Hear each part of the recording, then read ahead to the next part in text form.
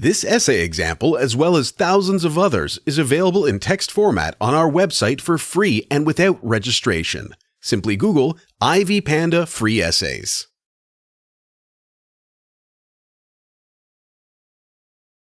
In his stage play Death of a Salesman, Arthur Miller introduces us to the family of Willy Loman. The parents have a greater influence on the children, as is portrayed in the play.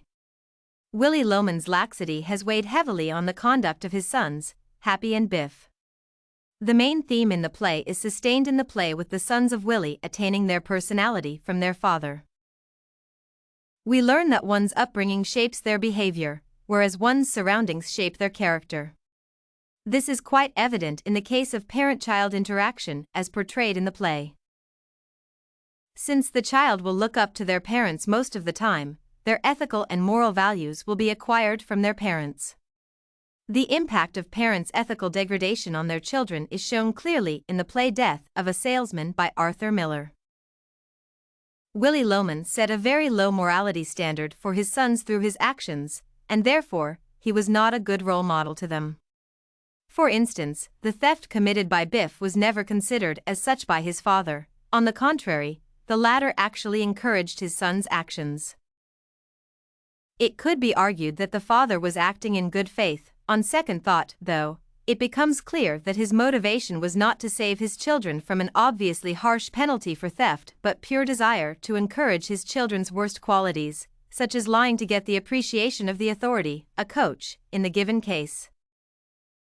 On another occasion, lumber was stolen from a construction site by Biff and his brother Happy.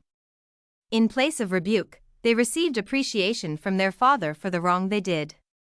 He was proud of the large amount of lumber they stole. By praising them, Willy blurs his son's vision of stealing as immoral and ethically wrong. Past studies show that what children see as warranted actions from authoritative people, primarily parents, will, later on, be considered generally acceptable by such kids as they grow up. In the case of Biff and Happy, much hope was lost due to their father's irresponsibility and lack of will.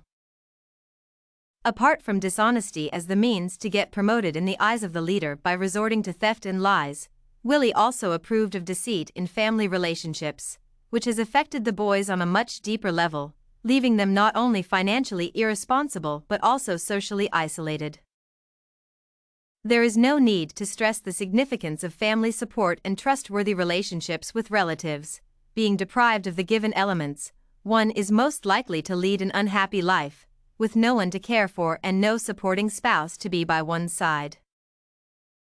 By showing his children that one can legitimately cheat on his/her spouse, Willy destroyed his children's chance to ever become family men and have supportive spouses.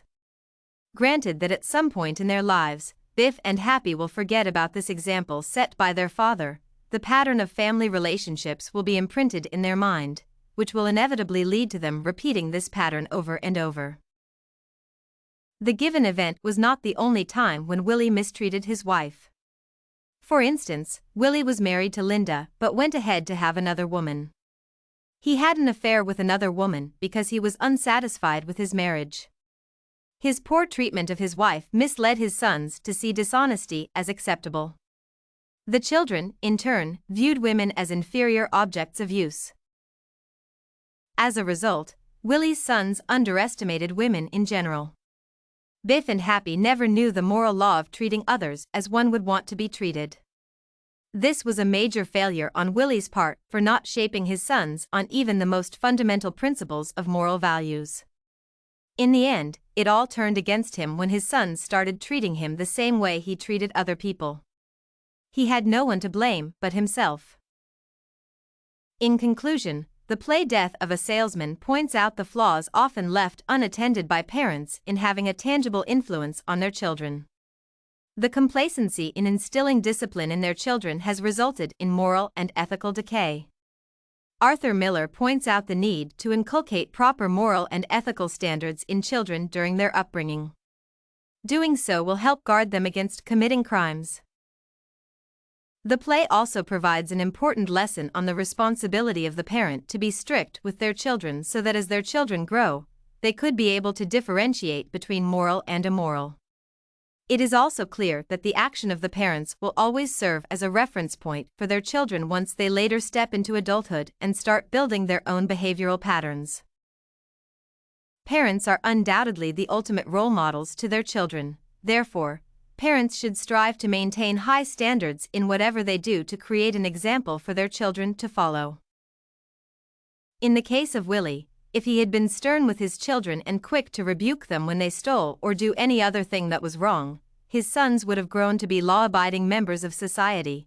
It is unlikely that children would grow to be ethical if their parent is unethical. If you want to find more works like this essay on Willy Loman, a poor role model to his two sons Biff and Happy, head over to ivypanda.com. It has a collection of free samples with thousands of submissions covering virtually all academic subjects. No registration required to access it.